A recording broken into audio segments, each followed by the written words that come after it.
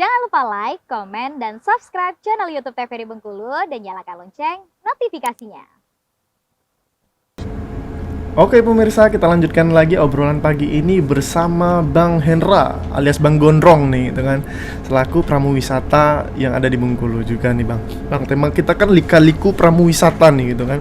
Abang udah 10 tahun menjadi pramuwisata, udah banyak tamu bahkan dari luar negeri pun gitu kan. Kalau dibilang tantangan untuk tamu-tamu luar apa tuh Bang? Tantangannya ketika mereka tidak bisa berbahasa Inggris, itu satu tantangan. Jadi kita itu harus respect dengan bahasa tubuh. Oh iya. Ya, dengan kode. Dengan kode ya? Ya. Iya. Biasanya kalau tamu-tamu luar, abang sendiri nanganin, maksudnya kebanyakan tamu dari mana? Kalau kebanyakan sih Bengkulu belum begitu banyak dikunjungi tamu dari luar, tapi ada beberapa seperti dari Cina, dari Korea, Jerman ya. Eropa lah ya. Eropa. Kalau ada cerita dari tamu-tamu Asia mungkin yang ini? Ya, kalau tamu dari Korea itu ya hampir ketika mereka berkunjung ke Benteng Malbrok itu, saya kendalanya itu mereka itu tidak bisa bahasa Inggris itu aja. Ya. Tapi dari tour guide mereka ada nggak translate mereka? Nah kebetulan pada saat itu ada yang bawa translate, ada yang tidak. Oh, ada yang tidak. Ya. Oh ya, kalau yang tidak mau tak mau ya maksudnya tuh ya bahasa tubuh. Bahasa tubuh ya. Bahasa tubuh gitu. Gerakan tangan. Iya. Ya. Berarti kalau dibilang lebih enak Eropa dong ya? Eropa. Yang rata-rata kemampuan bahasa Inggrisnya ada ya, ada. kayak gitu. Bahkan Inggris juga ya. Ya, Inggris gitu. juga. Kalau di Inggris sendiri kayak gimana nih Bang? Ini kan Benteng ini peninggalan Inggris nih, gitu kan? Gitu. Ada cerita satu yang unik. Ketika saya ketemu dengan orang Inggris, itu saya mengatakan Inggris cukup lama di Bengkulu, menguasai Bengkulu 140 tahun. Mereka respect, langsung mengucapkan permintaan maaf terhadap masyarakat Bengkulu. Itu sampai sekarang saya ingat itu. Sangat respect beliau, mereka. Iya. Karena mungkin secara historikalnya kan ya Inggris itu kan datang ini ya, maksudnya itu kan menjajah ya Bang ya? Begini, kayak gitu. Konsep Inggris datang ke Bengkulu itu, mereka itu bukan menjajah. Tapi mereka itu diundang untuk berdagang. Oh, berdagang ya. Berdagang ya. Setelah keberadaan Inggris itu mulai terusik di Banten. Nah, mendengar hal itu, kerajaan-kerajaan yang ada di Bengkulu ini mengundang Inggris datang ke Bengkulu untuk berdagang. Saat itu apa yang diperdagangkan? Rempah kah? Rempah-rempah. Yang kita tahu ya rempah-rempah ya. Rempah-rempah. Jadi perlu diketahui nilai rempah-rempah itu di Eropa, seperti lada itu 1 kuintal atau 100 kilo itu setara dengan sewa apartemen mewah selama 2 tahun berikut biaya perawatannya.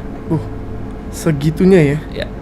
Kalau dinominalkan ke uang sekarang lebih kurang dengan 100 kilo itu 3 miliaran. 3 miliaran. Ya, sangat fantastis. Saat itu berarti Bengkulu penghasil rempah-rempah juga ya? Ya, penghasil rempah-rempah Bengkulu pada saat apa yang ini secara informasi yang sudah Abang tahu kan secara historik? Ya, seperti lada, cengkeh, pala. Oh, ada cengkeh pala ya? Iya. Nah, itu pala itu sangat dicari negara Eropa. Nah, itu bisa tukar pulau. Saking ini ya. Jadi ada saya baca buku itu tahun 1667 itu pulau Run di Laut Banda Neira itu ditukar dengan New York. Ditukar. Saking itunya ya. Saking berharganya rempah-rempah pada saat itu. Berarti itu saat itu memang Eropa tidak punya rempah kah? Memang harus mencari ke Indo atau memang kualitas terbaiknya ada di ya Bengkulu gitu? Atau seperti apa? Eropa tidak punya rempah-rempah karena mereka 2 musim mereka. Iya. Nah, kebetulan Asia, terutama di Nusantara kita ini ya penghasil rempah-rempah, termasuk Bengkulu, penghasil rempah. Tapi kayaknya sekarang nggak lagi deh Bang ya? Atau masih? Masih. Secara informasi? Masih. Tapi bertukar dengan kopi. Kopi kan? Ya, Iya. ya. Rata-rata kan petani itu kan kopi, bahkan kita juga kan kebun teh gitu kan banyak ya gitu. Ya. Masih di Kepahyang itu masih ada ini lada. Oh, lada ya. Ya, lada. Berarti mereka membutuhkan lada itu biasanya untuk apa? Untuk Eh, penghangat diri kah? penghangat. Pada saat itu untuk penghangat. Iya, iya. Ya. Karena minuman ini kan belum terlalu banyak di Eropa pada saat itu. Iya, Jadi iya. rempah-rempah ini Saat ya mungkin ya zaman itu memang masih terbatas Bang ya. ya masih terbatas. Gitu. Nah, kalau perjalanan 10 tahun juga kan banyak sekali nih Abang menemukan tamu juga gitu kan. Dari Eropa dan dari ini gitu kan. Kalau menjadi strategi Abang nih untuk orang-orang yang belum tahu nih mungkin kan untuk biar ikut gabung juga jadi guide juga seperti apa? Kebetulan kami ada program Hmm? itu rekrutmen pemandu-pemandu junior itu nanti. Oh, Ya. karena harus regenerasi juga Bang? Ya, generasi harus. Ya. Gitu. Kebetulan ketua HPI-nya itu Bapak Tommy itu akan bikin program rekrutmen untuk pemandu-pemandu. Artinya orang-orang yang suka tentang sejarah mungkin bisa Ya. ikut bergabung juga ya. Ya. Dari segi Abang sendiri udah 10 tahun, menjanjikan nggak Bang pramuwisata ini? Oh, kalau untuk Bengkulu ini sangat menjanjikan. Sangat menjanjikan. Sangat menjanjikan. Karena itu tadi saya katakan Bengkulu ini potensinya sangat besar. Hmm. Jadi sangat menjanjikan itu. Hmm. Jadi artinya masih dikit lah orang yang terjun juga ya ke Iya, masih dunia sedikit. pramuwisata gitu. Ya, masih Nah, bertanya juga kalau tamu-tamu luar kan artinya datang ke Bengkulu tuh kan dengan maksud dan tujuan juga lah ya gitu. Biasanya rata-rata yang Abang temuin orang-orang ke Bengkulu itu apa yang mereka cari? kebanyakan perjalanan dinas itu. Oh, perjalanan dinas. Ya, mereka pengen tahu seperti Benteng Marlborough itu, Hmm. mereka datang. Hmm. Jadi perjalanan dinas dari wilayah timur, dari Sabang. Hmm. Jadi pengen tahu karena satu-satunya peninggalan Inggris itu ya ada di Bengkulu Di Bengkulu ya. yang masih ada Hmm. dan juga Bahkan terjaga sampai sekarang. ya terjaga. Terjaga sampai sekarang. Iya. Walaupun dengan goncangan gempa mungkin tahun Iya. tahun berapa gitu kan. Benteng tetap kuat ya. Kokoh. Kokoh ya. Kenapa kokoh? Kenapa tuh, Bang? Karena pondasi benteng tadi itu dari batu karang. Pondasinya. Ya, emang di atas batu karang. Oh, di atas batu karang. Ya, Dan terlihat juga biasanya kalau kita lihat visualnya juga kan terlihat seperti kura-kura. kura-kura ya. Ya, kura-kura. Kayak gitu ya. Ya. Jadi hampir negara Eropa itu mengadopsi sistem pertahanan Prancis itu.